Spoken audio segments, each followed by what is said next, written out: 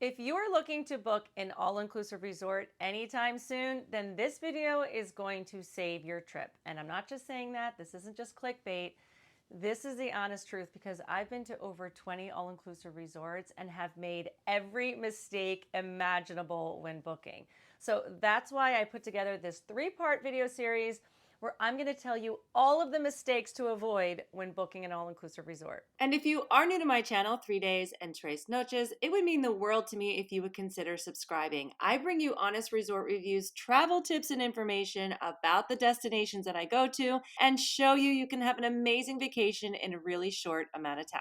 Number one is one of the biggest mistakes that people make, and that is going cheap when it comes to choosing an all-inclusive resort. I learned the hard way that with all-inclusive resorts, you really do get what you pay for. And in the beginning, I booked the cheapest places because I was on a tight budget and I just wanted to travel. But after a few rough experiences, I started realizing that just for a little bit more, sometimes even just $100 more per night, the difference in the experience is huge. And when I say rough, I mean the food was terrible, the drinks were watered down, the rooms and pools were dirty, and I even got sick a few times. And this was actually before I started the channel, and it's one of the reasons I did start it because once I began visiting other resorts and saw the difference firsthand, I knew I could help others avoid the same mistakes and find better experiences even on a budget. Number two is a big one as well, and that is do not rely on the star rating when booking an all-inclusive resort. And just because it says 5 stars doesn't mean it's actually luxury. In fact, I've had some of my worst resort experiences at places that were supposedly 4 or 5 star. And honestly, I don't even know how some of these resorts get their ratings. There's no universal standard, and what counts as luxury in one country might be very different in another. And that's why it's so important to do your research. And that's why channels like mine are so helpful because you can see real footage, get real opinions, and you don't have to rely just on the star ratings. And number three is very similar to number two, and that is all about TripAdvisor. Just like star ratings, you really can't rely solely on TripAdvisor reviews either. A lot of people write reviews because they know the staff gets incentives. In fact, I've done it myself.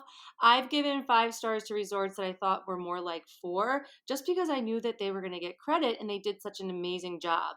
But then on the flip side, someone else might have one tiny issue, like a slow check-in, and then they leave a 1-star review. But what TripAdvisor is good for is you can actually search through the reviews. So if you go to the search bar in the review section and you type in keywords, so if there's something specific you want to know about the resort, for instance, if the Wi-Fi is good, if it's hard to get pool chairs, what the beach is like, what type of liquors they have, you can just type that in and it will pull up all of the reviews that contain those keywords. And number four is don't assume that an all-inclusive is all-inclusive. Make sure you do your research because sometimes things like certain restaurants, top shelf liquors, activities, even gratuities aren't actually part of the package. Gratuities are probably the biggest debate when it comes to an all inclusive resort because most people assume they're included or they come from a place where they don't have a tipping culture. But lots of times they are not. And even when it says they are included, it does not mean the money actually goes directly to the staff. So I always tip, even if it's just a small amount, because a little goes a long way and the people work really hard and I know that they really appreciate it. So watch out for restaurants that look included but aren't. So for example, at Atelier Playa Mujeres, they have Maria Dolores, which is a stunning high-end restaurant, but it's not included in your stay. And a lot of resorts are doing this now. They create one exclusive spot so guests get FOMO and end up spending more.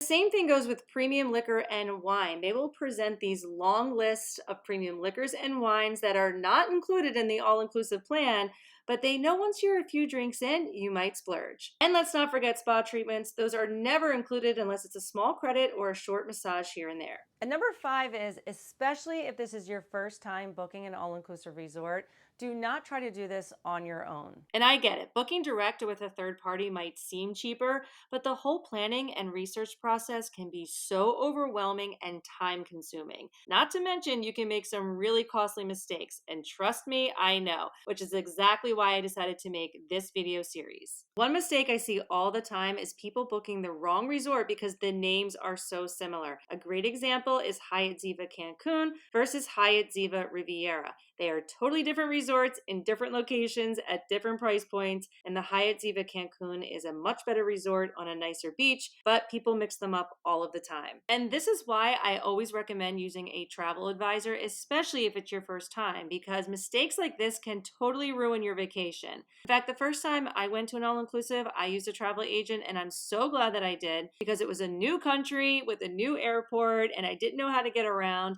I also had issues at check-in and they handled everything right away. And if I had been on my own, it would have been so much more stressful and probably would not have been resolved as quickly. And then after that trip, I got more confident and I should say more cocky to book things on my own because that's when I started making all of the mistakes that I'm sharing with you in these videos. And even now, as a more seasoned traveler, I tend to work with a travel agency in most cases. One is because they can get amazing rates, but also they're on top of what's going on, whether a resort is under renovation, if there's a brand new opening, or even if something major has changed behind the scenes. I just like having that support and insight, and the services are free. And there are so many reputable agents out there. Just make sure you do your research. And if you do need a recommendation, I will put the one that I work with in the description below. It's Travelingos, and I love and trust them so much that my son is actually now a travel agent for them. And whenever they see that one of my followers is booking, they do whatever they can to get you guys the best rates. And be sure to subscribe and follow because in part 2,